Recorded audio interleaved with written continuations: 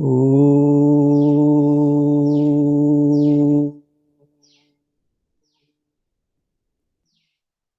वेदाहमेतं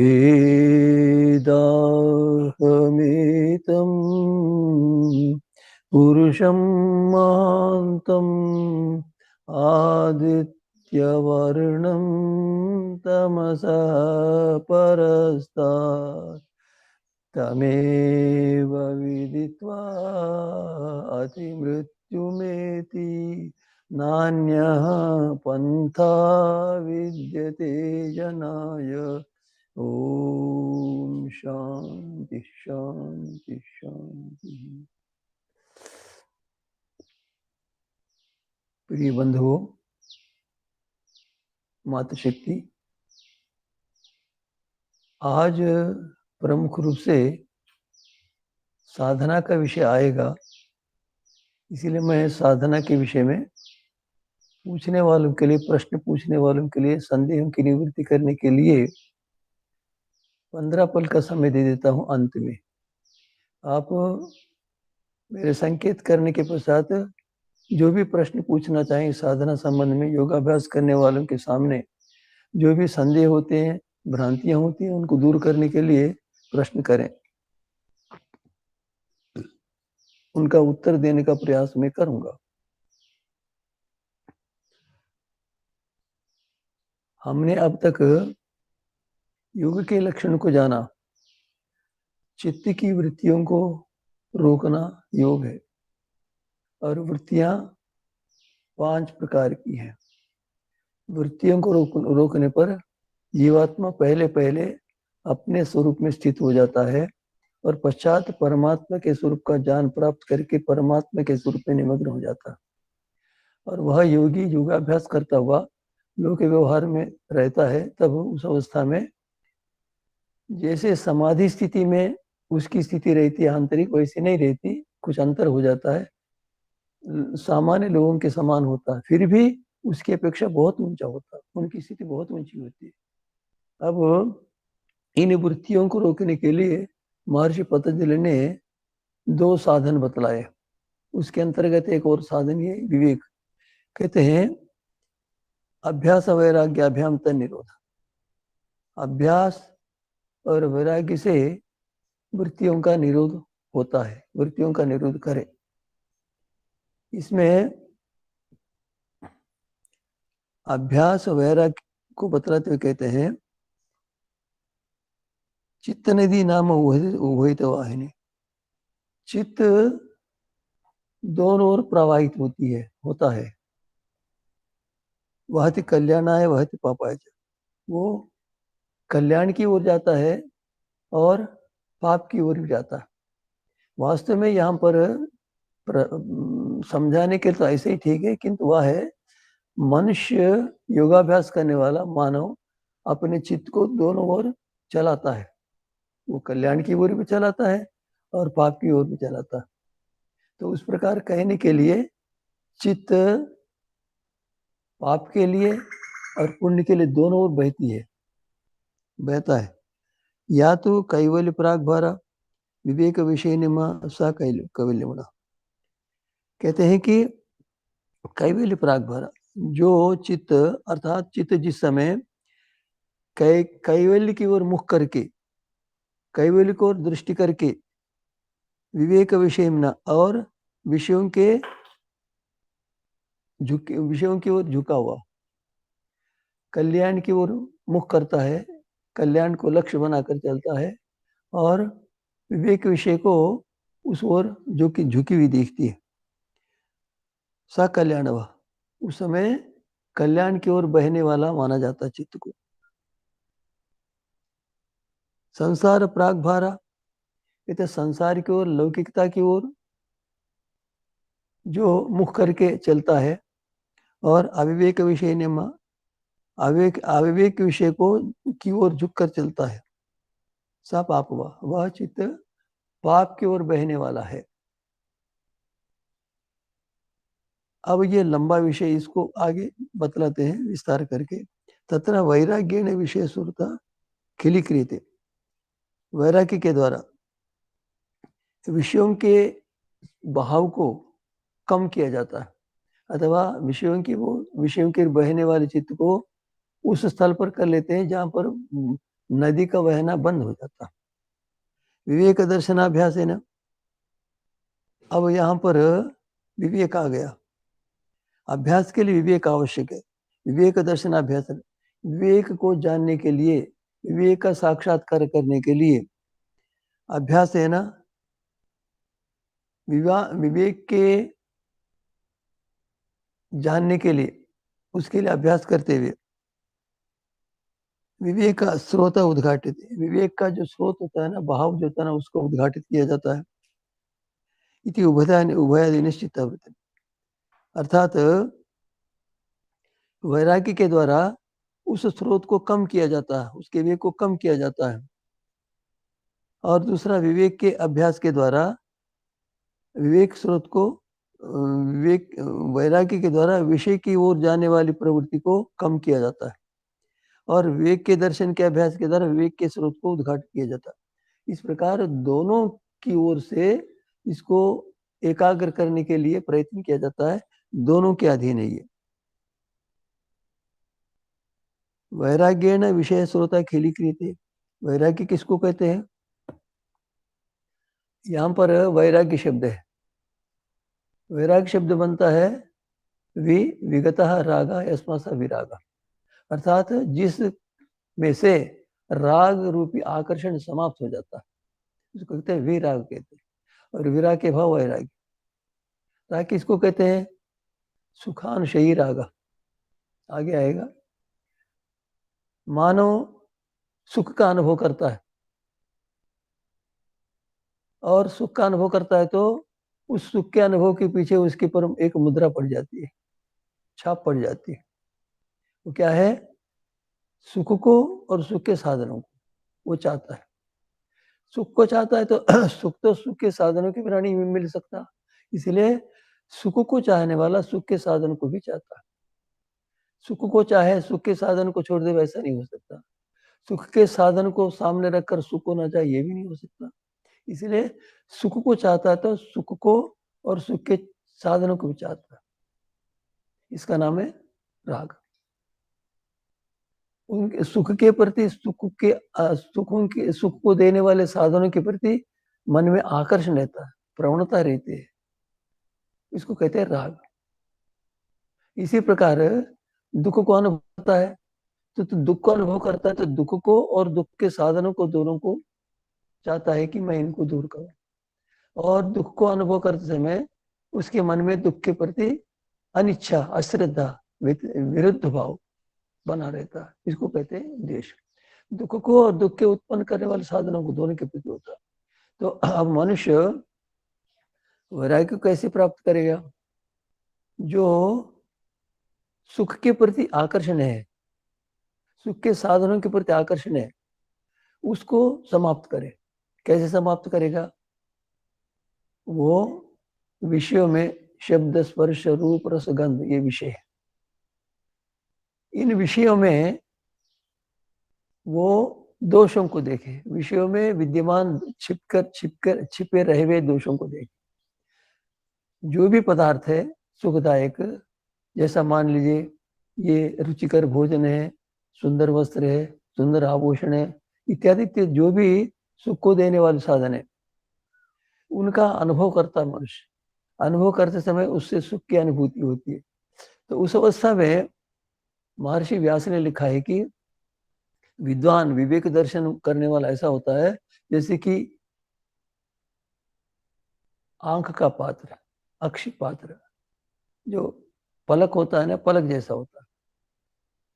वो पलक में छोटा सा अणु गिर जाए तो आंख में दर्द होता है, विघ्न को उपस्थित कर देता है। वही छोटा सा अणु शरीर के किसी अवयव पर पड़ जाए तो उससे हानि नहीं होती, उससे दुख नहीं होता। इस प्रकार अक्षि पात्र के समान, पलक के समान विद्वान सूक्ष्मदर्शी होता है। वह विषयों के सेवन करते समय होने वाले सुख को, सुख के साधनों को जानता है। तो अब उसको बैठकर विचार करता है। भोजन करते समय जैसे सुख साधन, सुंदर वस्त्रों को पहनते हुए, सुंदर आभूषणों को पहनते हुए, सुंदर अनुकूल वस्तुओं को सूंघते समय उसको जो सुख की अनुभूति थे उसमें विद्वान सोचता है कि ये जो है ना परिणाम करने वाले। परिणाम क्या परिणाम होता है? इस समय वो एक मधुर पदार्थ खा रहा है, उससे सुख की अनुभूति करता, निरंतर उसी को खाने की इच्छा नहीं करता, अगली बार उससे अधिक मधुर पदार्थ को खाने की इच्छा करता। क्या हो गया? इंद्रिय में एक प्रकार से परिवर्तन हो गया। रसना को रस को खींचने वाली जो इंद्रिय होती है ना, रस को लेने वाली जो इंद्रिय होती है ना, उसमें एक निपुणता आ गई, वो और अधिक रस को चाहती है। इसको कहते हैं परिणाम। परिणाम देखता है कि ये एक प्रकार का मैं मीठा खा रहा था और उस इस समय तो ऐसा हो गई, उसको खाते हुए इससे अधिक मीठे की इच्छा हो रही है। ये इंद्रिय में परिणाम हो। दूसरा ये भी होता है कि जिस मधुर वस्तु को ले रहा है वो मधुर वस्तु में परिवर्तन हो जाता, मधुर वस्तु समाप्त हो जाता, उसको वो भी होता है।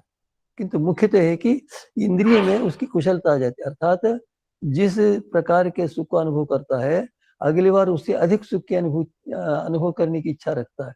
यह है इंद्रिय में होने वाले परिवर्तन। इसको कहते हैं परिणाम नामक दुख होता है। जब वो परिणाम होता रहता है वो दुख होता है। एक ही प्रकार का मधुर मिले तो सोचते हैं क्या हो गया ये, क्या हो गया ये, इससे अच्छा इससे अधिक मधुर नहीं मिलता, इस क्या हो गया। इसको कहते हैं परिणाम के कारण दुख होता है। और उसको अधिक से अधिक सुखदायी पदार्थ, रुचिकर पदार्थ देना संभव नहीं होगा।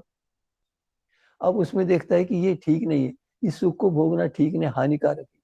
सुख के प्रति राग समाप्त हो जाता है, उसको कहते हैं वैराग्य। इसी प्रकार पांचों इंद्रियों के विषयों को देख लेते, इसमें परिणाम दुख बना रहता, क्योंकि चलम च गुण। चित्त तीन प्रकार के जड़ द्रव्यों से बना हुआ है, सत्व रजस तमस। तो वो एक क्षण में रहते हैं, अगले क्षण में परिवर्तित हो जाते हैं। तो अब उस सुख से उसको क्या हो गया, रज नामक अंश के प्रधान होने से उस सुख के प्रति वो भावना समाप्त हो गई, दुख होने लगा। ये क्या हो गया? जिस प्रकार का मधुर मैं लेता था उसकी अपेक्षा और मधुर की आवश्यकता है, फिर ये नहीं होगा, ये दुख होगा। इसको कहते हैं परिणाम दुख। प्रताप दुख क्या होता है? वो जिस वस्तु का सेवन करता है, जिस वस्तु के सेवन से सुख की अनुभूति कर रहा है, वो समाप्त होने लग जाता। एक सुंदर वस्त्र ले लिया, सुंदर वस्त्र जब ले लिया पहनने लगा, उस समय सुदृढ़ था वस्त्र, उसके पश्चात वस्त्र में शिथिलता आ जाती है, जीर्ण शीर्ण हो जाता, 1 वर्ष 2 वर्ष 10 वर्ष के पश्चात शिथिल होकर नष्ट भ्रष्ट हो जाता। उसके मन में रहता है कि ये ताप है, अर्थात ये समाप्त हो रहा है, समाप्त हो रहा, समाप्त हो रहा। इसका एक व्यक्ति प्रधानमंत्री बन गया, अब 5 वर्ष तक काम करेगा, क्रमशः 1 वर्ष के पश्चात उसको 4 ही वर्ष बच गए, 3 ही वर्ष बच गए, 2 ही वर्ष बच गए, और 1 ही वर्ष बच गया, 10 मास बच गए, 6 इस प्रकार संताप होता है। ये होना नहीं होना चाहिए था, एक ही प्रकार सदा सदा बना रहना चाहिए था, नहीं हो। इस प्रकार संताप होता है। मान लीजिए वो एक व्यक्ति एक अच्छा मधुर पदार्थ खा रहा है और वो उसके लिए जितनी भूख है उसके उतना नहीं है, अपर्याप्त है, और भोजन कर रहा है। तो सामने वाला दूसरा एक व्यक्ति आ गया, वो भूखा था 2 दिन का, भाई साहब मुझे भूख लग रही है तो भोजन दे दो। उसको क्या हो गया? संताप हो गया। ये क्या हो गया? मध्य में आ गया। इस प्रकार अनेक प्रकार से उस सुख में ताप रहता, संताप रहता। इसको वो विवेक जाने, जो योगी होता है, सूक्ष्म बुद्धि वाला होता है, परीक्षण करके देखता है, उसको पता चलता। संस्कार तो क्या है? एक उसने प्रधानमंत्री पद का अनुभव किया, या मूल्यवान वस्त्रों को धारण किया, मूल्यवान आभूषणों को धारण कर दिया, समय आ गया निर्धन हो गया। अब सोचता है किसी समय था मैं बहुत धनवान था, सुखी था, किसी समय था, तो उसके सुख के अनुभव करने के पश्चात सुख के जो संस्कार बनते हैं, संस्कार के कारण से उसको दुख होता है। एक व्यक्ति प्रधानमंत्री बन गया और आगे वो हार गया, अगली बार नहीं बना, किसी समय प्रधानमंत्री था, ऐसा रहता। कहते हैं संस्कार। संस्कारों के कारण से सुखों की अनुभूति करने के पश्चात सुख के प्रति जो आकर्षण बना हुआ था, उसका जो संस्कार बन गया, उस संस्कार के कारण से वो सुख न मिलने पर उसको दुख होता है। इसको कहते हैं संस्कार दुख। परिणाम दुख, ताप दुख, संस्कार दुख, गुणवृत्ति विरोध दुख। ओहो, एक समय संध्या करता है, संध्या करते समय मन पवित्र हो जाता है, आनंद आ जाता है। थोड़ी देर में विचार को दूसरा उठा लिया और वो समाप्त हो गया। अर्थात एक समय जिस प्रकार मन में प्रसन्नता थी, आनंद आ रहा था, वो सदा नहीं रहता। रज के कारण से चंचल हो जाता, परिवर्तित हो जाता, तम के कारण से वो समाप्त हो जाता। इस प्रकार गुणों की वृत्ति के कारण से गुण बढ़ते रहते हैं, कभी सत्व, कभी रजस, कभी तमस, ऐसा चलता रहता है। इसके कारण दुख होता है। सदा सुख मिलना चाहिए सोचता है, किंतु रजोगुण के कारण से, तमोगुण के कारण से सुख छिन जाता। ये जिस किसी प्रकार के सुख को हम भोगते इंद्रियों के द्वारा, उनमें चारों प्रकार के दुख बने रहते हैं। विवेकी बैठकर शांति से देखता है, चिंतन करता है, चिंतन करता है, करते इन विषयों को जान लेता है, और इन विषयों को जानने के पश्चात उनके प्रति रुचि समाप्त हो गई। और क्या होता है,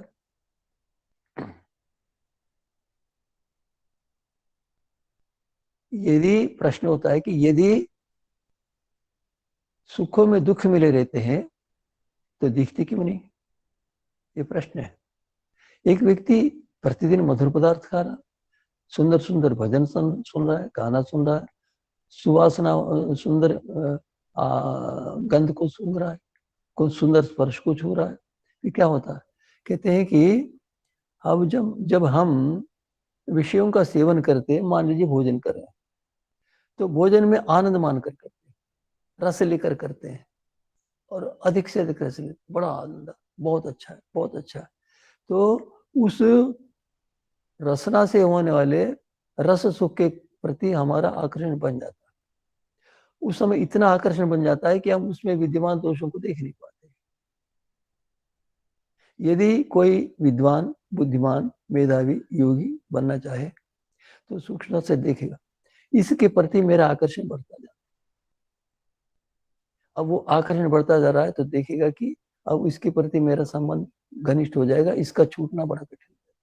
इस विषय के प्रति मेरी रुचि है, ये रुचि समाप्त हो जाए बड़ा कठिन है, इसीलिए वो ज्ञानपूर्वक करता। अब एक व्यक्ति ने कह दिया आप इस वस्तु को ले जाइए, आप इससे लाभ ले लीजिए, ठीक है, ले गए। उसको ये पता रहता है कि ये किसी भी समय मांग सकता, मुझे देना पड़ेगा। ऐसा वो देखेगा तो उसके प्रति राग कम हो जाता। इस प्रकार विषयों में जो सुख की अनुभूति कर रहा था, उसको बुद्धिपूर्वक देखते देखते देखते देखते उसके प्रति राग को नहीं बनने देता, भोजन करता। अब उसकी दृष्टि कैसी होती है कि रुचि की ओर कम हो जाती है, और शरीर को स्वस्थ रखने के विषय के प्रति रुचि बढ़ जाती है। देखता है ये स्वास्थ्य के अनुकूल है कि नहीं, अनुकूल है, ले लिया, प्रतिकूल है, अलग कर। अब एक दो व्यक्ति बैठे हुए, एक तो सामान्य व्यक्ति, एक तो योगी, दोनों भोजन कर रहे हैं। उसके सामने कई प्रकार के रुचिकर भोजन के पदार्थ आ गए, परोसे गए। इतने पदार्थ एक समय खा नहीं सकता, 2 बार भोजन करना पड़े, इतना 2 बार भोजन करना पड़े, इतना है। तो योगी तो सबको अलग कर देता, पृथक, पहले पृथक कर देता। और भोगी क्या करता है, वो ले लेता है, शेष को छोड़ देता है। ये श्लोक में होता है। धनवान भोजन कराते हैं, उसमें बहुत सारे व्यर्थ हो जाता है, ये आर्थिक रूप से हानि होती है। तो योगी भोग में अंतर है कि योगी मन को देखता है कि ये मैं विषयों के सुख के पीछे न दौड़ूं, और मैं स्वास्थ्य की रक्षा के अनुकूल व्यवहार करूं, स्वास्थ्य की रक्षा के लिए पदार्थ। ये बड़ा कठिन काम है।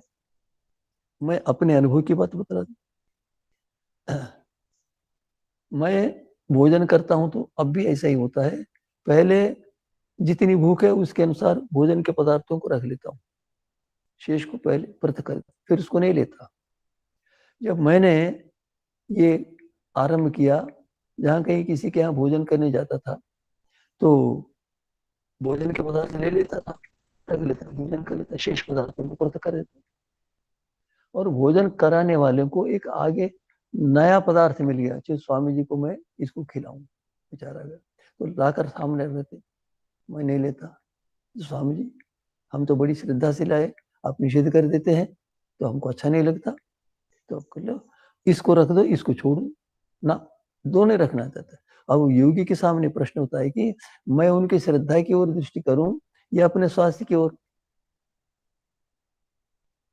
तो स्वास्थ्य को सुरक्षित रखना, स्वस्थ रखना शरीर को परमेश्वर की आज्ञा है। शरीर स्वस्थ नहीं रहेगा, रोगी हो जाएगा, साधना नहीं करेगा, तो वो उसको अलग कर देता।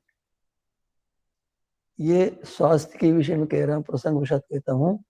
भोजन कराने वाले जो भी होते हैं, पता नहीं क्या विचार करके करते हैं, और लो और लो और लो।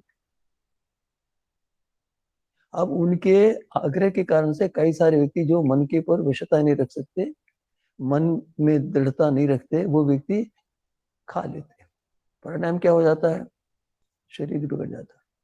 इसलिए योगाभ्यास ऐसा करता है, चाहे कोई, मैं सत्य के अनुसार, न्याय के अनुसार, ईश्वर की आज्ञा के अनुसार चल रहा हूँ, ईश्वर की प्राप्ति के लिए, शांति को प्राप्त करने के लिए, शांति को प्राप्त कराने के लिए, इसीलिए ईश्वर के नियम की ओर दृष्टि रखता है, अपने शरीर की, अपने स्वास्थ्य की ओर दृष्टि रखता है, मन को एकाग्र करने के विषय में ध्यान रखता है, वो अलग कर देता।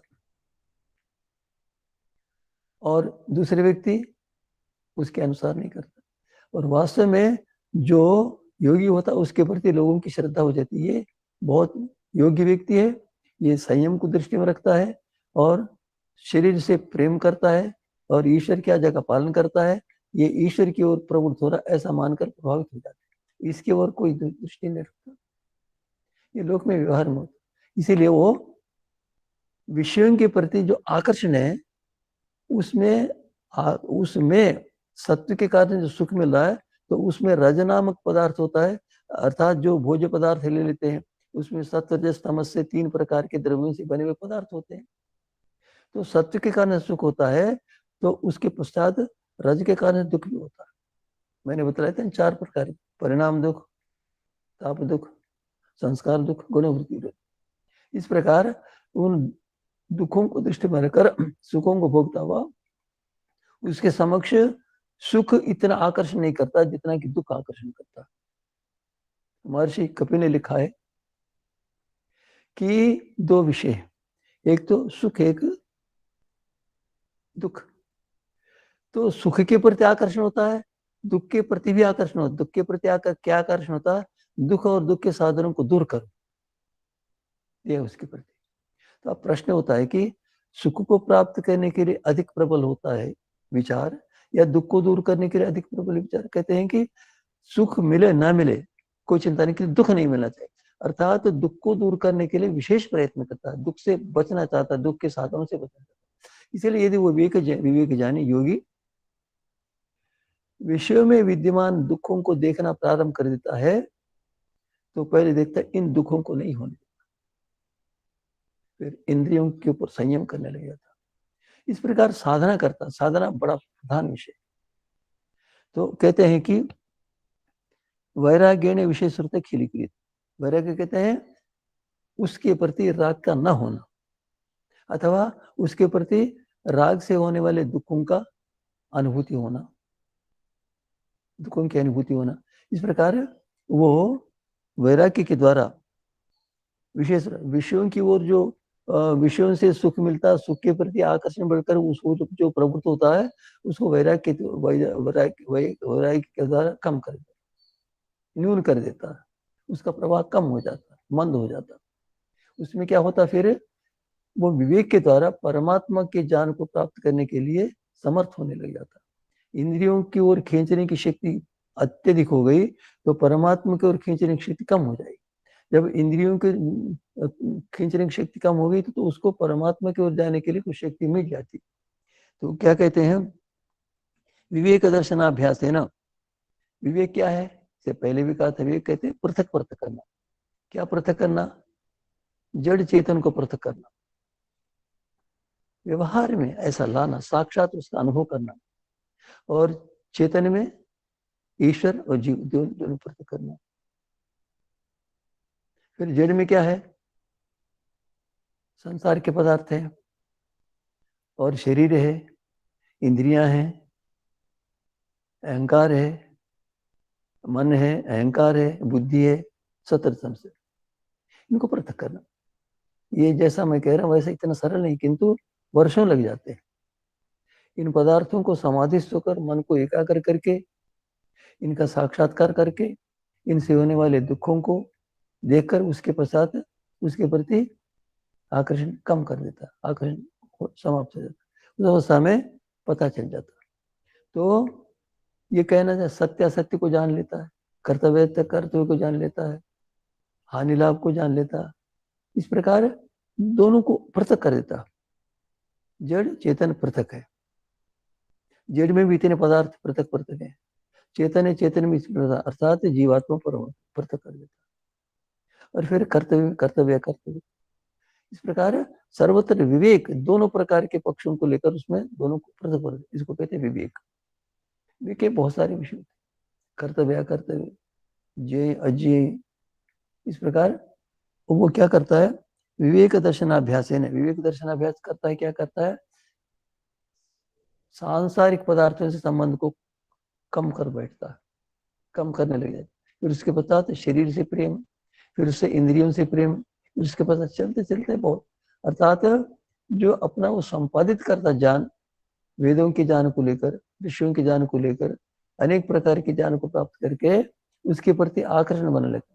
वो कहता है ये मेरा मेरा ज्ञान है, मेरा ज्ञान है, मैंने प्राप्त किया, तो इससे भी संबंध को हटा देता। इस प्रकार विवेक करता करता करता करता करता करता बंधन क्या है, मोक्ष क्या है, इसका विवेक करता है। फिर बंधनों को करने वाले कार्य आदि व्यवहारों को समाप्त करता, फिर मुक्त होने के लिए प्रयत्न करता। इस प्रकार विवेक के द्वारा वो अभ्यास करता। विवेक दर्शन अभ्यास है, यथार्थ विवेक को साक्षात करके देखने के लिए अभ्यास करते हुए क्या करता है? वो विवेक स्रोत उद्घाटित, विवेक की ओर बहने वाली जो प्रवाह है उसको खोल देता है और फिर उसमें बढ़ा देता है। इति उभयाधीन चित्त। इस प्रकार दोनों प्रकार से प्रयत्न करने से वो पहले मनुष्य, वो मन पहले क्या करता है? वो मन को एकाग्र करता है और बाद में फिर युद्ध करता है, परमात्मा का साक्षात्कार करता है। तो ये शनि शनि शनि अभ्यास करते हो जाता है। अभ्यास वैराग्य अभ्यम तनिक। अभ्यास कैसे करे? वो पहले अपने जीवन में परिवर्तन लावे, वो अपने ऐसा क्षेत्र चुने जो कि परमात्मा को जानने में अनुकूल हो। उसमें क्या है? पहले तो स्वाध्याय करे, निरंतर स्वाध्याय करे, निरंतर स्वाध्याय करे करे करे, करते करते करते करते घंटों तक स्वाध्याय करता, तो उसके मन में एक प्रकार से तम का कम होने लगा, तमोगुण कम होने लग जाता और ज्ञान का स्रोत उद्घाटित हो जाता। इस प्रकार स्वाध्याय, और इसके पश्चात सत्संग, स्वाध्याय करता जाता है और सत्पुरुषों के साथ संग करता जाता है। तो स्वाध्याय करते जाने से अज्ञान कम होने लग जाता है, ज्ञान बढ़ने लग जाता है। दो प्रकार का ज्ञान, एक तो शाब्दिक ज्ञान, एक तो अनुभवात्मक ज्ञान। तो मन में परिवर्तन हो जाता है और फिर सत्संग करता है। सत्संग करते करते सत्संग में उसको प्रवृत्ति, उसकी प्रवृत्ति बढ़ जाती है, सत्संग से उसको लाभ होने लगता है। सत्पुरुषों के संग से उसके मन में बहुत सारी उत्तम भावनाएं उपस्थित हो जाती है और फिर कुसंग से संबंध छूटने लग जाता। कुसंगी उसके सामने आए या कुसंगी के साथ संबंध बना रहे तो कुसंग से के कारण से अज्ञान बढ़ेगा और सत्पुरुषों से संग करने से निरंतर कहीं शिथिलता आ जाती तो भी फिर शिथिलता दूर होने लग जाती। इस प्रकार सत्संग निरंतर, सत्संग तो ऐसा हो जाता है पिछले जन्म में बहुत सारे शुभ कर्म करके उत्तम स्थिति को प्राप्त की थी उसने और जन्म समाप्त हो गया, नया जन्म मिला, उस अवस्था में दुष्ट पुरुषों के संग में जन्मा, दुष्ट कार्य करने लगा फिर उसके पश्चात कोई सत्संग मिला, सत्संग के कारण से पिछले जन्म के संस्कार एकदम जागृत, सब परिवर्तन। हम देखते हैं लोगों के सत्संग के कारण जीवन बदल गए, एक नहीं कई सारे उदाहरण। कहते हैं, एक उदाहरण देता हूं, संभवतः पानीपत की घटना है। पंडित गणपति शर्मा गुरुकुल में पढ़े हुए थे, बहुत विद्वान थे, अच्छे वक्ता थे। संभवतः 40 वर्ष तक उनका शरीर नहीं रहा, अच्छा सुंदर बोलते थे। पानीपत में व्याख्यान हो रहा था, आर्य समाज का सत्संग चल रहा था। एक डाकू था, उसने डाका डालने के लिए तैयारी करके आकर निश्चित करके बैठ गए गांव से बाहर। फिर लोग सोने लगे और सत्संग चलता रहा। तो उसने देखा कि मैं देख कर आता हूँ वातावरण कैसा देखूं, और वातावरण देख कर के पश्चात कब करना ठीक रहेगा मैं बता कहकर आगे स्वयं आगे वहां सत्संग चल रहा था, बैठ गया। उसके कानों में कुछ ऐसे शब्द पड़ गए, परिवर्तित हो गया, आकर्षण होगा, आनंद आ गया, आगे बढ़ता जा रहा, बढ़ता जा रहा, बढ़ता जा रहा, बढ़ता जा रहा। वो अपने आप को भूल गया उस आनंद के कारण से, और आगे बढ़ता जा रहा, बढ़ता जा रहा है। तो लोग पीछे जाने वाले, ये तो डाकू आगे पीछे वाले चले गए, चलते चलते आगे पहुंच गए उसके पास, पंडित के पास, गणेश गणपति जी। पंडित जी, मैंने जीवन में बहुत पाप किए, क्या मेरा सुधार हो सकता है? हो सकता है, मेरा हो सकता है, हो सकता है, हो सकता है। क्या करूं पंडित जी? मैंने कहा कि जाओ अपने दोषों को स्वीकार करके आप अपने दंड देने के लिए कह देना। रक्षक भट्टों के पास चले गए, हाथ बांध रहे वैसे, और खटकाया, कौन है? मैं नाम बतला दिया। अरे भाई तुम्हारे कारण किवाड़ बंद की, तुम आ गए, अब तो मैं बदल गया। आकर देखता था क्या मैंने बहुत पाप किया, मुझे दंड दीजिए। जीवन बदल गया। उसके पश्चात मुगलई डाकू था उसका नाम। उसके पश्चात उन्होंने क्या किया, वैदिक धर्म को जान लिया, प्रचार किया। उस प्रचार से जो भी धन मिलता तो कांगड़ी गुरुकुल के विद्यार्थियों को दान। समय समय पर बहुत घटनाएं सर्वत्र मिलती है, सदा मिलती है। तो सत्संग से जीवन में सुधार हो जाता। पहले देख लो, ये ऊपर से बात बनाने वाला एक यथार्थ है। संदर्भ एक बात बताऊं, जिनको हम स्वामी श्रद्धानंद जी कहते हैं, वो पहले उनके पिताजी अच्छे धार्मिक थे, किंतु कुसंग के कारण से उनके विचार बहुत बदल गए, और निरंतर निरंतर बदलते बदलते बदलते समस्त दोषों को करने लगे, समस्त दोषों में लिप्त हो गए। तो पिताजी बहुत दुखी थे। एक समय ऐसा हुआ जब ये बालक थे, तो ऋषि दयानंद जी का व्याख्यान हुआ था। तो ये लोगों ने ऋषि दयानंद जी के प्रति अश्रद्धा रखने वाले, विरोध रखने वाले ने क्या किया, एक स्वामी आता है और सबको अपने झोली में डाल के ले जाता। तो श्रद्धानंद जी की माँ ने सुन लिया, मेरे बच्चे को ये उठा ना ले जाए, कमरे बंद करेंगे, ताला बंद कर दिया। क्या पता था उनके बच्चे को वही साधु बदल दिया। चलो ठीक है। और उनके पिताजी ने कहा मुंशी, मुंशी नाम था, मुंशी एक साधु आ गया है, चल सत्संग में। सोचा कि मैं तो ऐसा नास्तिक हूँ, और साधु साधु में क्या, मेरे ना एक पंडित कहा, पंडित मेरे प्रश्नों क्या उत्तर दे। किंतु पिताजी की आज्ञा के कारण से देखो, बड़ों की आज्ञा का पालन करने से कितना लाभ होता। और चल पड़े सत्संग सुने। उस दिन ओम का व्याख्यान था, उसके पश्चात कई दिन तक व्याख्यान चलते रहे। वो कहते हैं कि उस दिन ओम के व्याख्यान ने मेरे जीवन को बदलने, परिवर्तित कर दिया। उसके पश्चात बहुत सारे व्याख्यान थे, किंतु जीवन पर्यंत स्वामी श्रद्धानंद जी ने इस व्याख्यान के प्रभाव को मिटने नहीं दिया। वो जीवन पर्यंत प्रभाव करता, एक ही ओम का था वो। क्योंकि स्वामी दयानंद जी, महर्षि दयानंद जी परमेश्वर को साक्षात्कार करने वाले थे, ऐसा मैं मानता हूँ। तो उनके मुंह से ओम के विषय, परमात्मा के जो वर्णन हुआ, बदल गया जीवन। अर्थात सत्संग से ऐसा बदल जाता मनुष्य जीवन, कह नहीं सकते। और सत्संग से बदलने में अंतर हो जाता है। क्या होता है, जिसके संस्कार अच्छे होते हैं वो शीघ्र बदल जाता है, अधिक लाभान्वित होता है। जिसके संस्कार बहुत बुरे होते हैं वो भी कभी कभी एक बात से बदल जाते हैं। ये तो मैंने बताया था, और वाल्मीकि भी थे। किंतु एक व्यक्ति स्वामी दयानंद के सामने आया, महर्षि ने देखकर बताया, एक मुसलमान था, ये रुई को काटने वाला था। तो व्याख्यान सुना, उसने पूछा से महाराज मेरा भला हो सकता है? हो सकता है। क्या काम करता है? ऐसा काम, रुई को धुनकर वो बना। उन्होंने कहा देखो, किसी को समय दे दो, उस समय दे देना, अर्थात मैं 4 बजे दूंगा, 4 बजे दे दूंगा, और कल दे दूंगा, कल दे दूंगा। यदि आपने जो समय बतला दिया उस पर दिया तो आपका सुधार प्रारंभ। तो ऐसे ही किया, पता परिवर्तन हो गया। तो कहने का अभिप्राय कि मनुष्य सत्संग में क्या लाभ प्राप्त करता कह नहीं सकता।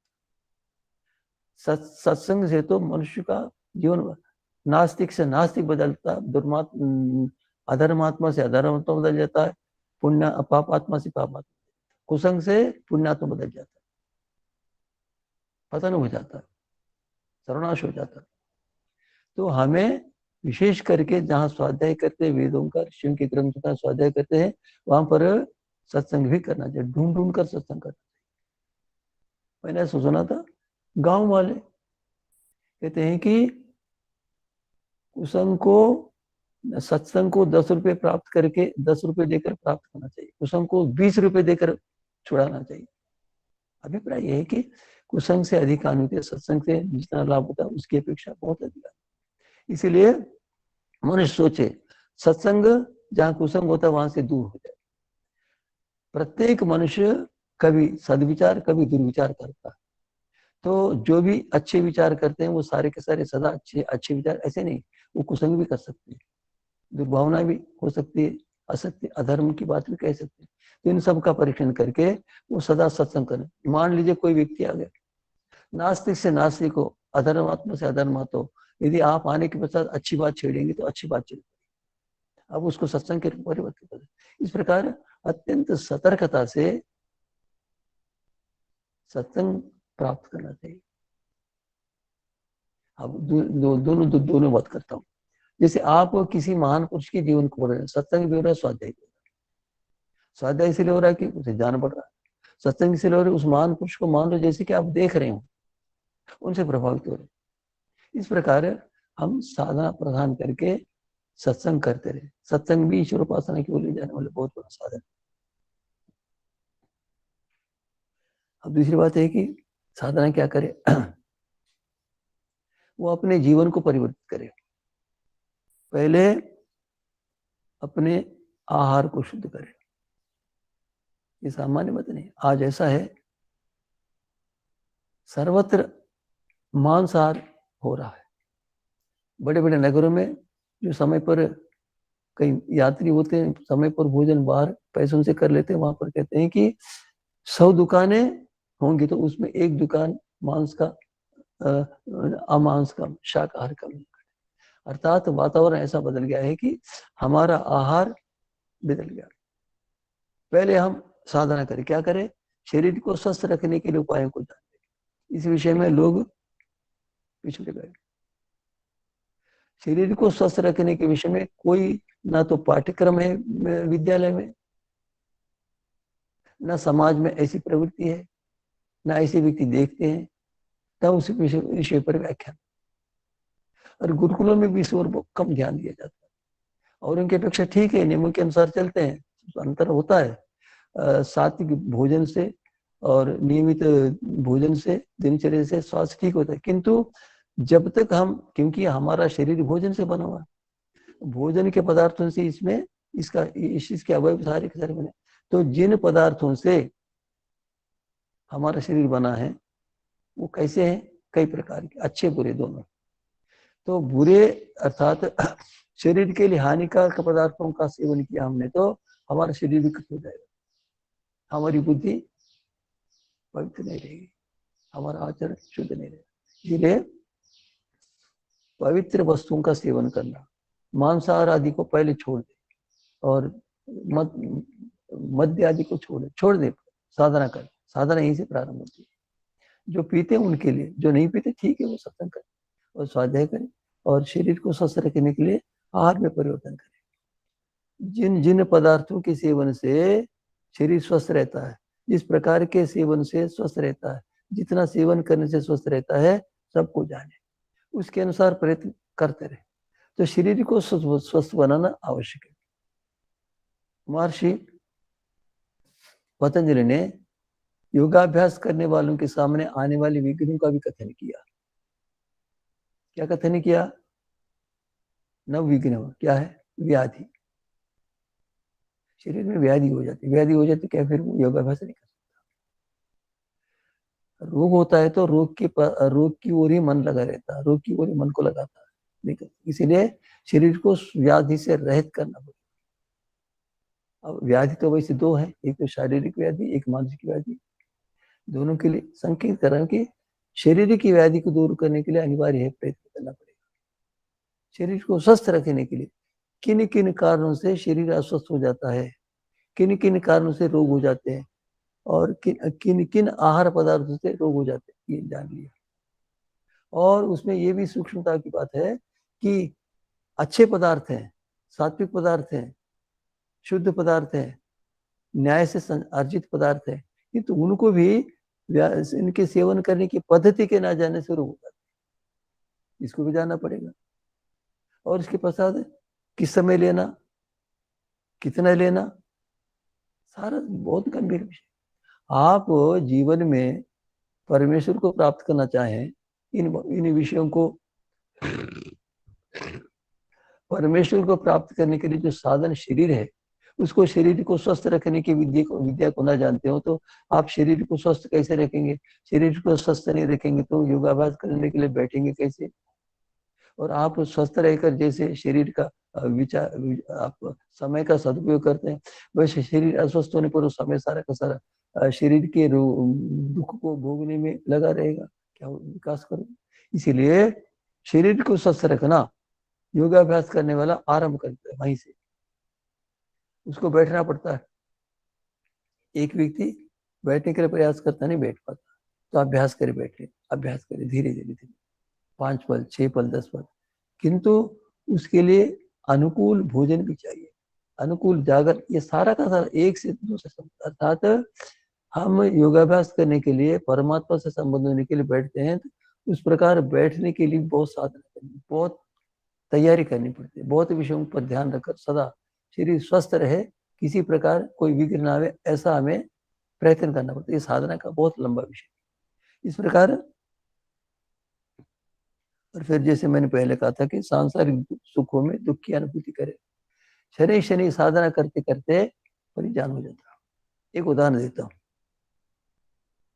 एक विद्यार्थी है, छोटा सा विद्यार्थी, एक दिन में 1 अक्षर सीखता है, बाल्य में 2 सीखता है, फिर 5 सीखता है, फिर 10 सीखता है, फिर 15 सीखता है, फिर 1 परिचय सीखता है, 1 पृष्ठ सीखता है, और 20 वर्ष करते करते करते ऐसा हो जाता है कि 1 घंटे में 20 पृष्ठ पढ़ लेता है। क्या हो गया? साधना का परिणाम होगा। इस प्रकार साधना करते करते करते उसका सामर्थ्य बढ़ जाता है, और साधना करते देर तक बैठे रहने से उसको मन को एकाग्र करने में सहायता मिलती है। शरीर हिलता रहे तो मन एकाग्र कर नहीं सकता, इसीलिए मन को एकाग्र करने के लिए शरीर को स्थिर करने का अभ्यास भी करना चाहिए। उसी प्रकार के वस्त्र पहनना, मान लीजिए उत्तर भारत में अधिक शीतलता होती है, तो वस्त्र कम पहनने पर वो शरीर कांपने लग जाता है, योगाभ्यास नहीं करता। इसीलिए बैठकर आधा घंटा, घंटा, 2 घंटे, जितनी देर ईश्वर की उपासना करने में बैठ जाते हैं, उस समय शारीरिक रूप से किसी प्रकार का विक्रम, इसका ध्यान में ध्यान रखते साधन। इस प्रकार हम परमात्मा को प्राप्त करने के लिए बहुत प्रयास करना पड़ता है, और वो परमात्मा को प्राप्त करने के लिए प्रयत्न करने वालों के भिन्न सांसारिक सुखों को प्राप्त करने के जो रहते हैं, उनका जीवन तो अत्यंत अस्त-व्यस्त रहता है। उसको व्यवस्थित करना पड़ता है, समय पर जागना, समय पर सोना, समय पर भोजन करना, समय पर पढ़ना, समय पर लिखना, समय पर व्यवहार करना, समय पर व्यापार करना, योगाभ्यास प्रत्येक मनुष्य को करना चाहिए, चाहे गृहस्थ हो, चाहे वानप्रस्थ हो, चाहे सन्यासी हो, चाहे ब्रह्मचारी हो, चाहे राजा हो, चाहे प्रजा हो, हर एक व्यक्ति को। अर्थात ये बतलाइए, योगाभ्यास के द्वारा परमात्मा के आनंद का अनुभव होता है।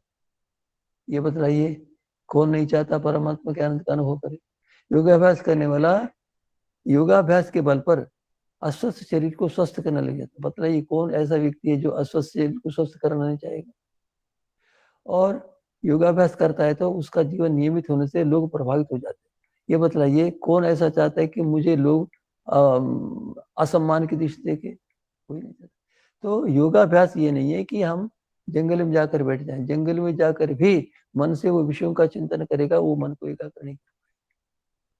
और नगर में रहकर भी वो बहुत कुछ साधन से उन्नति कर सकता है, और उसकी शक्ति बढ़ जाएगी तो उस अवस्था में घर आदि को छोड़कर आश्रम में रहकर भी जीवन को उस ओर चलाने के प्रयत्न कर सकता है।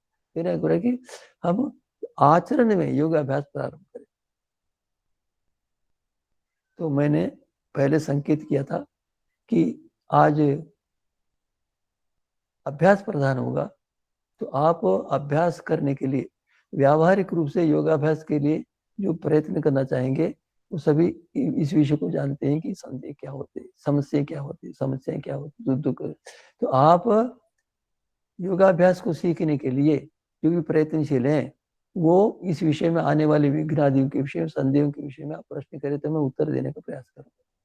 अब जो भी प्रश्न पूछना चाहे, संदेह की निवृत्ति करना चाहे, वो उनको समय देता हूँ, करें। मध्य मध्य में ना रोके, एक के पश्चात एक प्रश्न करते जाए, मैं समाधान करने का प्रयास करूँ।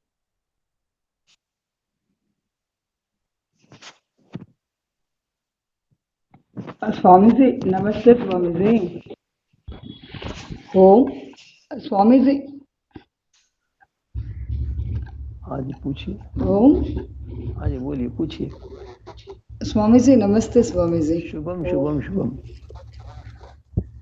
स्वामी जी ఇది ప్రత్యక్షానుమానాగమః ప్రమాణాని దాంట్లో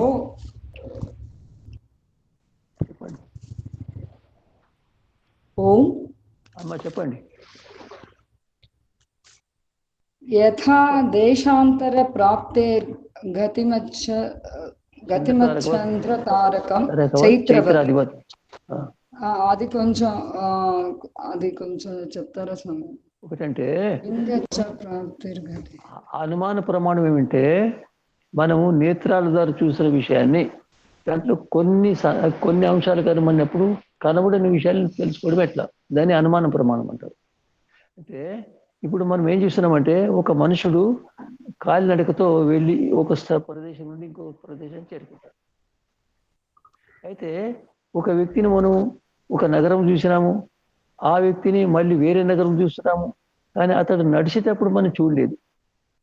ఉదాహరణ కొరకు ఏంటంటే, చంద్రుడు మనుషుడు నడకతో ఒక స్థానం నుండి ఇంకొక స్థానాన్ని చేరుకున్నట్టుగా కనిపించడు. కానీ మనము ఒక వ్యక్తి నడుస్తూ ఇంకొక స్థానానికి చేరుకుంటాడు కదా, నడవకుండా చేరుకోలేదని తెలిసినప్పుడు చంద్రుడు కూడా మనకు నడిచి ఒక స్థానం నుండి ఇంకో స్థానం వెళ్ళిపోయినా కనిపిస్తుంది, కానీ ఆ కళ్ళనడకన మనం గమనించలేము.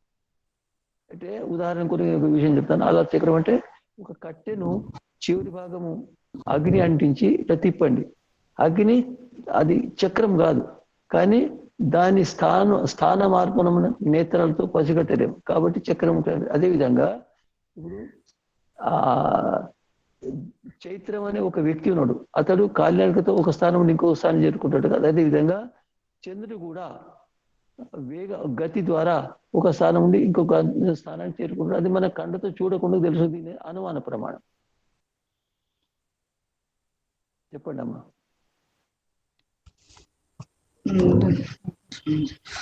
స్వామీజీ ఆగమ ప్రమాణం ఒక్కసారి. ఆగం అంటే రావడం. ఏం రావడము? ఇతరుల ద్వారా మనకు జ్ఞానం రావడం, దాన్ని ఆగమ ప్రమాణం అంటారు.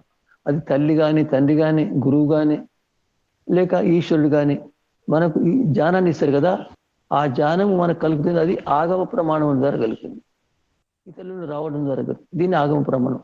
ఆగమ ప్రమాణం అంటే దాంట్లో కేవలము పూర్తిగా విషయాన్ని సాక్షాత్కారం చేసుకున్నవారు, ప్రజల హితం కొరకు చెప్పాలనుకున్నవారు, ప్రజల హితం కొరకు చెప్పేవారు, వాళ్ళ మాటలే ప్రామాణికము, మిగతా వాళ్ళే కావు. వాళ్ళు చెప్పిన మాటలు కూడా వేరే వాళ్ళు ఆ విధంగా వ్యవహారం చేయని వారు కూడా చెప్తే అది కూడా ప్రమాణం, కానీ వారు చెప్పేవారు మాత్రం ప్రామాణికం కాదు. ఒక వ్యక్తి అసత్యం మాట్లాడతాడు, కానీ వేద మంత్రాన్ని వ్యాఖ్యానం చేస్తున్నాడు, వేదంలో ఉన్న విషయాన్ని మాకు వ్యాఖ్యానించడం కూడా అది ఆగమ ప్రమాణం. కానీ అతడు మాత్రం స్వయంగా నమ్మదగిన వాడు కాడు. అతడు తన స్వయంగా చెప్పింది మాత్రం ఆగమ ప్రమాణం కాదు. అట్లా చెప్పండి అమ్మ. ధన్యవాదాలు స్వామీజీ. అమ్మా ఇంకెవరైనా? ఓం నమస్తే స్వామీజీ. శుభం శుభం శుభం చెప్పండి. ఇప్పుడు ధ్యానం కొరకు కూర్చున్నప్పుడు ప్రధానంగా విఘ్నాలు ఏమైతే స్వామీజీ అంటే శబ్దం వినిపిస్తుంది, ఏదో మనం ఆలోచిస్తుంటాం, శబ్దం వేరే వస్తుందా, చాలా శబ్దం ఒకటి, ఇంకోటి వాసన కూడా వస్తుంది కదా స్వామీజీ. అప్పుడు ఏమవుతుందంటే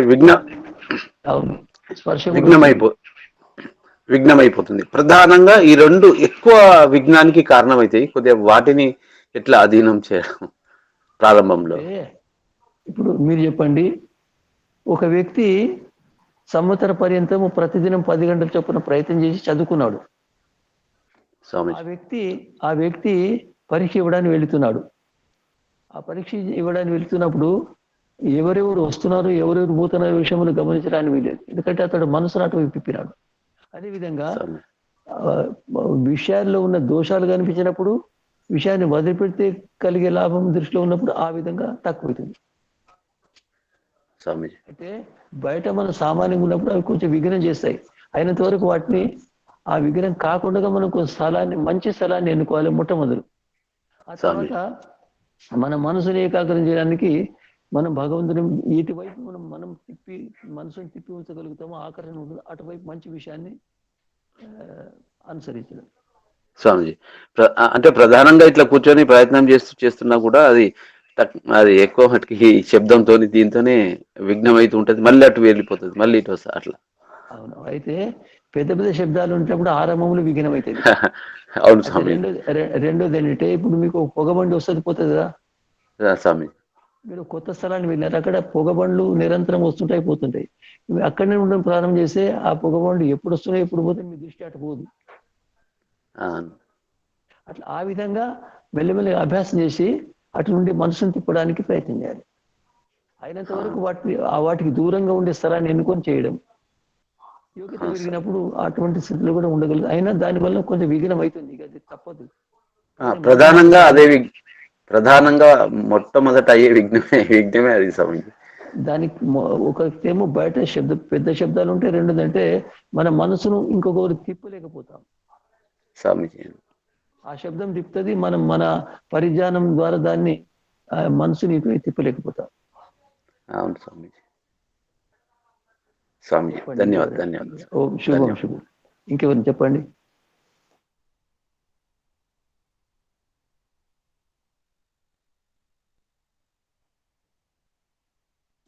ఓం నమస్తే స్వామీజీ గారు. నమస్తే అమ్మ, చెప్పండి.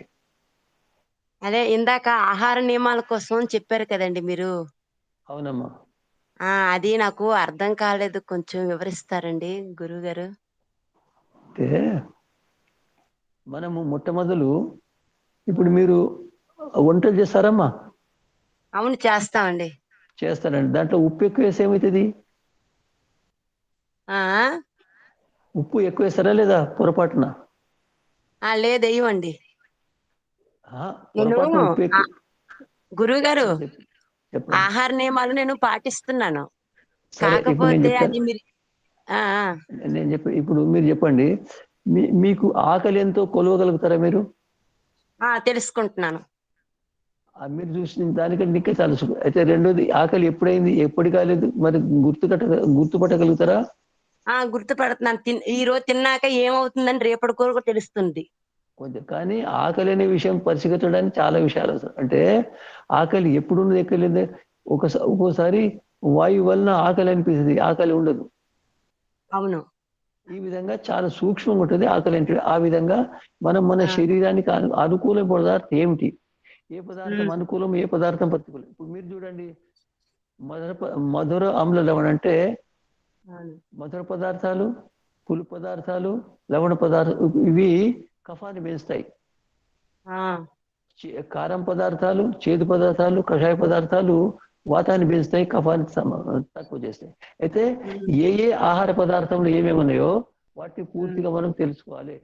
తెలుసుకొని మన శరీరానికి ఏది అనుకూలమో అటువంటి పదార్థాలు తీసుకోవాలి. అయితే మనం అటువంటి పదార్థాలు తీసుకోవడం వల్ల రోగాలు రావు, ఉన్న రోగాలు తక్కువ. అంటే గురుగారు నేను అడిగేది ఏంటంటే యోగం వైపు వెళ్ళేటప్పుడు ఆహారం నియమాలు ఏమైనా పాటించేట్టు ఉంటుంది కదా అని అడుగుతున్నానండి. అవును. అంత అది అంటే ఆ విషయం గురించి తెలుసుకుందామని. అంటే మన శరీర ప్రకృతికి అనుకూలమైన పదార్థాలు మనం సేవించాలి. అవును. శరీర ప్రకృతి ఏది అనుకూలం ఏది ప్రతికూలము మొదలు స్థూలంగా, తర్వాత ఇంకా సూక్ష్మంగా ఆ విధంగా ఉంటే చాలా విషయాలు మనకు తెలిసిపోతాయి కొత్తగా. రెండోది వాటిపైన సంయమం పెట్టడం కూడా చాలా కఠినమే. ఆ, ఆ విధంగా ఆ పదార్థాలను తెలుసుకోవడము, సరిగా ఎంత పరిమాణం ఉండాలి అది కూడా తెలుసుకోవడము. మనము ఆ, ఇప్పుడు చూడండి, ఒక 5 గ్రాములు అంటే తెలుసా మీకు? ఆ, ఆ, 5 గ్రాములు మన కొరకు అల్పాహారం తీసుకొస్తారు ఎవరైనా, అందులో 5 గ్రాముల పదార్థం మన ఆకలి కంటే ఎక్కువ ఉన్నదని తెలిసిపోతుంది. దాన్ని పక్కకు పెట్టేసేస్తాం. తెలుస్తుంది. ఆ, పక్కకు పెట్టేసారు. యోగ్యులు పక్కకు పెడతారు, మిగతా వారు దాంతో గమనించరు, తీసుకుంటారు. అయితే ఆ విధంగా సూక్ష్మంగా శరీరంలో ఎటువంటి వికృతి రాకుండా ఉండడానికి, పూర్తిగా సాత్విక స్థితి ఉండడానికి అనుకూలమైన భోజనం చేయడం అది ఆరోగ్యానికి ఉంటుంది. అంతే అంటారా గురుగారు? అంటే నేను ఉప్పు కారం అది నేను తీసుకోనండి గురుగారు. ఏదో చిన్నది ఏదో ఆరోగ్యం కోసం లైట్ గా తీసుకుంటాను. అందుకే ఇంకా మనసు ఇంకా మన చిత్తం ఇంకా నిలుపుకోవాలంటే ఇంకా ఆహార నియమాలు ఏమైనా ఉన్నాయా అని అడుగుతున్నానండి గురుగారు. చాలా సూక్ష్మంగా ఉంటాయమ్మా. ఎప్పుడు ఆకలి ఆకలి ఆకలి ఎప్పుడు అవుతుంది, ఆకలి ఆకలి ఎప్పుడు ఎంత అవుతుంది, వీటిని గమనించడం అవసరం. ఎప్పుడు పూర్తిగా ఆకలి అవుతుందో అప్పుడు తీసుకోవడం. ఒకవేళ ఆకలి అయినప్పుడు పూర్తి తీసుకోతే క్రమంగా ఆకలి మందగిస్తుంది. ఇవన్నీ చాలా సూక్ష్మ చేస్తూ చేస్తూ చేస్తూ తెలిసిపోతాయి. ఆ చరక శాస్త్రం చదువుతూ ఉండాలి, పరీక్ష చేస్తుండాలి, అనుసరిస్తుండాలి. ఆ విధంగా సూక్ష్మ పరిజ్ఞానం అవుతుంది. అవును. ధన్యవాదాలు గురువు గారు. నమస్తే అండి. శుభం శుభం. అడగండి ఇంకెవరైనా.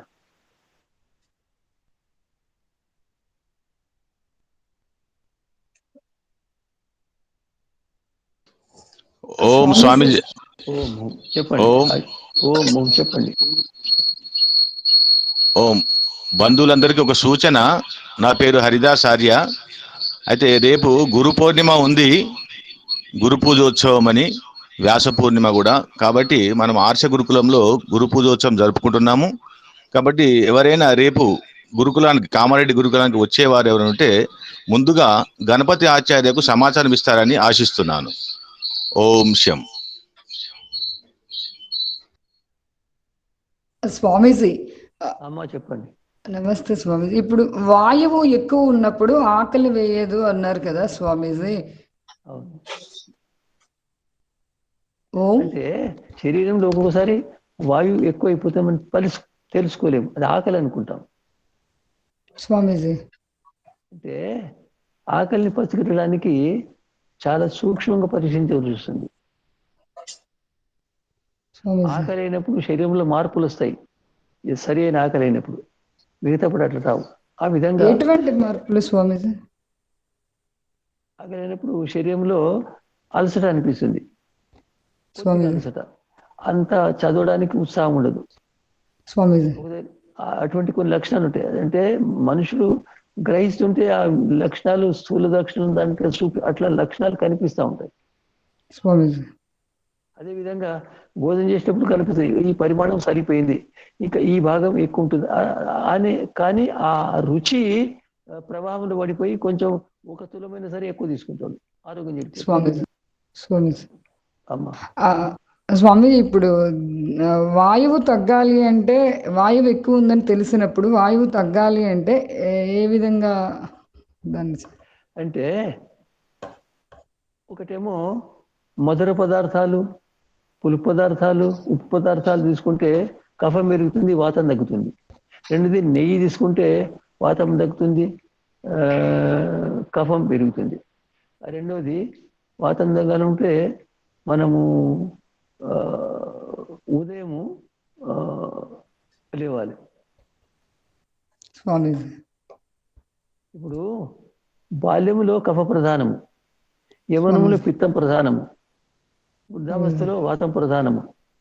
ఉదయం వాతం ప్రధానము, మధ్యాహ్నం పిత్తం ప్రధానము, సాయంకాలము వాతం ప్రధానము. వసంత ఋతువులో కఫ ప్రధానము, ఉష్ణకాలంలో పిత్త ప్రధానము, వర్షాకాలంలో వాత ప్రధానం. ఈ విధంగా అన్నిటిని పరిశీలించిన తర్వాత మనం వాటిని ఎక్కువ తక్కువ చేయగలుగుతాం, సమానంగా ఉంచగలుగుతాం. చెప్పండి. ఓం స్వామీజీ. ధన్యవాదాలు. చెప్పండి. శుభం శుభం. చెప్పండి. భోజనం ఏదైతే ప్రతిదినం చేస్తామో అది ఆకలి అయినప్పుడు చేయాలనా, లేకుంటే సమయంకు ఇప్పుడు మధ్యాహ్నము సాయంత్రం అట్లా సమయం ప్రధానమా లేకుంటే ఆకలి ప్రధానమా? దేన్ని ప్రధానంగా తీసుకొని చేయాలి? ఒకటి మన పరిస్థితి ఉంటుంది. ఏంటంటే మనం మొట్టమొదలు ఆరంభిక స్థితిలో సమయాన్ని పాటించాలి. క్రమంగా తెలిసిపోతుంది ఆకలి ఎప్పుడైంది, ఎంత అయింది, ఎప్పుడు కాదు తెలుసు. ఆ జ్ఞానం క్రమంగా తెలుస్తుంది. అయితే ఏం చేయాలంటే ఒకవేళ రకరకాల ప్రయోగాలు ఉంటాయి. ఒకవేళ మనకు ఎక్కువ ఆకలి కాలేదు, అయితే సమయం అయిపోయింది, అయితే అప్పుడు కొద్దిగా తీసుకోవాలి సంవత్సరాలు. ఒకవేళ మీరు కనుక 11 గంటలకు భోజనం చేయాలనుకున్న వాళ్ళు కనుక ఆకలి సరిగా లేదని 3 గంటలు ఆగిపోయినట్టయితే 2 గంటలకు భోజనం చేసి సాయంకాలం భోజనానికి మళ్ళీ ఆకలి కాదు. అట్లా అంటే శరీరానికి ఏదైతే ఈ సమయంతో తింటుంటామో సాధారణంగా ఆ సమయంలోనే ఆకలి అవుతుంది, తింటుంటాము. లేదు ఆ సమయంలో కాకపోతే మరి తినకూడదు. ఆ టైంలో మళ్ళీ ఆకలి అయినప్పుడే తినాలన్నా, సమయం 1 గంట 2 గంటల తర్వాత అట్లా తినాలన్నా? అట్లా తింటే ఏం చేయాలంటే భోజనంలో పరిమాణం తక్కువ చేసేయాలి. సమయంకే తినాలి. ఇప్పుడు మీరు 11 గంటలకు భోజనం చేస్తారు, ఇవాళ ఆకలి కాలేదు, 1 గంట వరకు ఆకలి కాలేదు, 2 గంటలకు ఆకలి. ఎప్పుడు ఏం చేయాలంటే 2 గంటలకు ఎటువంటి భోజనం చేసుకోవాలంటే 5 గంటల వరకు జీర్ణమయ్యే ఆహారం తీసుకోవాలి. తేలిక పండ్లు కానీ, పండ్ల రసం కానీ, లేక మజ్జిగ కానీ, అటువంటి పదార్థాలు. మళ్ళీ అప్పుడు ఆకలి అవుతుంది, తినేయాలి మామూలుగా. ఆ సమయానికి మళ్ళీ ఆకలి అవుతుంది. అవును స్వామి. ధన్యవాదాలు. శుభం శుభం.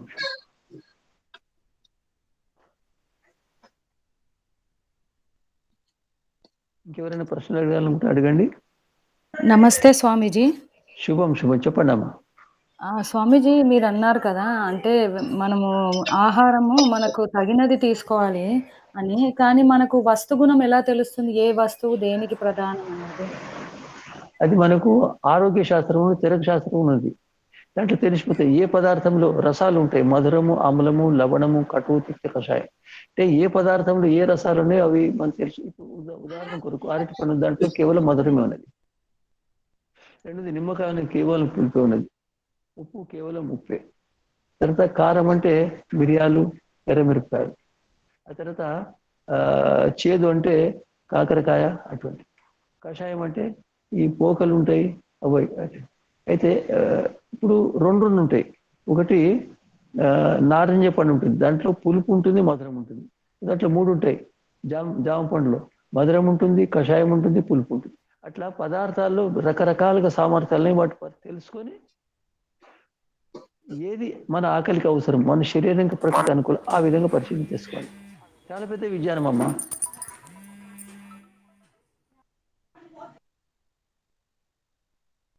చాలా సూక్ష్మమైన విషయం స్వామీజీ. అవరం మన శరీరం ఎంత సూక్ష్మం. మీరు విమానాన్ని నిర్మించగలుగుతారు, శరీరాన్ని నిర్మించలేరు. అంత విలువైన శరీరాన్ని మనం పసిగట్టకుండా ఏదో ఆహారం తీసుకుంటున్నామంటే మనం విచిత్రంగా ఉన్నాం. విజ్ఞానం వైపు మన దృష్టి లేదు. అది అంటే శరీరం మాధ్యం కలిధర్మ సాధనం. ఏమనంటే ధర్మాన్ని ఆచరించాలనుకుంటే శరీరం మొట్టమొదటి సాధనము. ఆ శరీరాన్ని మనం పరిశీలించకపోతే ఆరోగ్యం సరిగా ఉండదు. ఇంకేమైనా చెప్పాలనుకుంటే అడగండి. అంటే స్వామీజీ మీరు ఈ విషయాలు కూడా చెప్తారా? అంటే ఏ విషయాలమ్మా? అదే అంటే ఆరోగ్య సూత్రాలు అంటే ఎలాంటి పాటించాలి ఏంటి అనేది అంటే మాకు నేను చాలా విషయాలు చెప్తాను, బ్రహ్మచారులు కూడా చెప్తా ఉంటాను. నేను నా జీవితంలో సాధన చేస్తూ ఉంటాను, ఆరోగ్యానికి అనుకూలమైన సాధన చెప్పగలుగుతాను. వారం దినాల గురించి కూడా వరుస చెప్పగలుగు సరిపోదు, 3 నెలలు చెప్పినా సరిపోదు. ఎంత వింటే అంత లాభం. ప్రత్యేకంగా దాని కొరకు శివుని ఏర్పాటు చేయలేకపోతాను, ఎందుకంటే దానికంటే ప్రముఖ విషయాలు చాలా. ఉత్కృష్టమైన మానవం నిర్మించాలనుకోవడం, నిర్మించే విధి నేర్పాలనుకోవడం. నేను పుస్తకం రాస్తున్నా, దివ్య మానవ నిర్మాణ విధి. అది ఇంతవరకు దాదాపు సత్యాత్మకం అయింది. అది ముద్రితమైతే చాలా మంది తెలిసిపోతే మనం ఎటువంటి మహాపురుషులు అనుకుంటే అటువంటి మహాపురుషులు నిర్మించడానికి ప్రయత్నం చేయగలుగుతాము. అటువంటి మహాపురుషులు మనకు లభిస్తారు. గృహస్థాశ్రమం అంటే సఫలత అదే.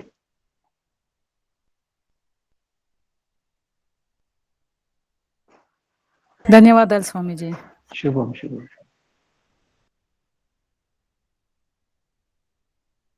ఇంకేమైనా అడగాలనుకుంటే అడగండి. ఓం నమస్తే స్వామీజీ. శుభం శుభం, చెప్పండి. ఇప్పుడు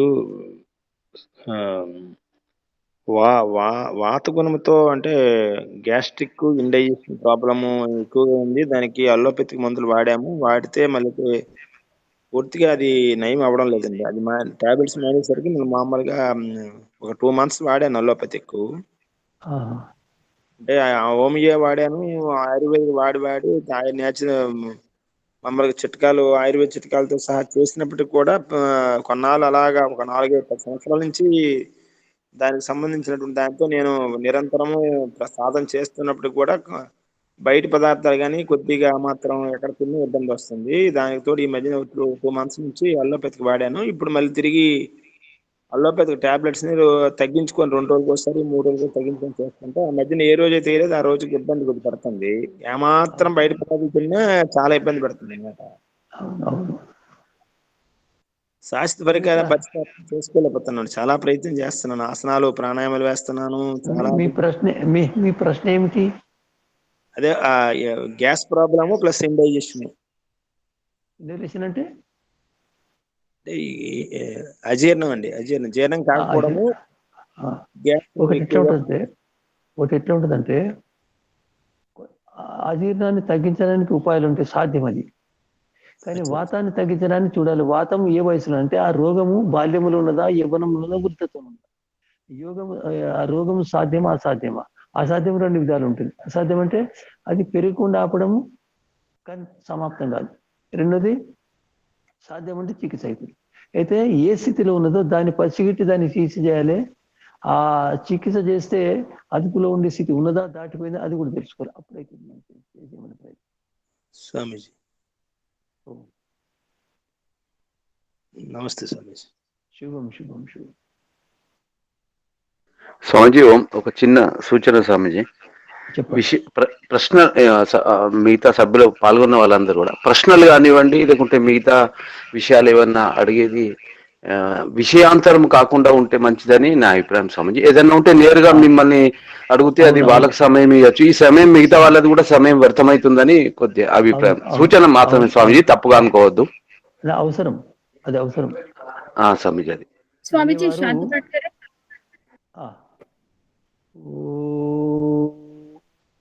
द्यौः शान्तिरन्तरिक्षं शान्तिः, पृथिवी शान्तिरापः शान्तिरोषधयः शान्तिः, वनस्पतयः शान्तिर्विश्वे देवाः शान्तिर्ब्रह्म शान्तिः, सर्वं शान्तिः शान्तिरेव शान्तिः सा मा शान्तिरेति। ॐ शान्ति शान्ति शान्तिः। ॐ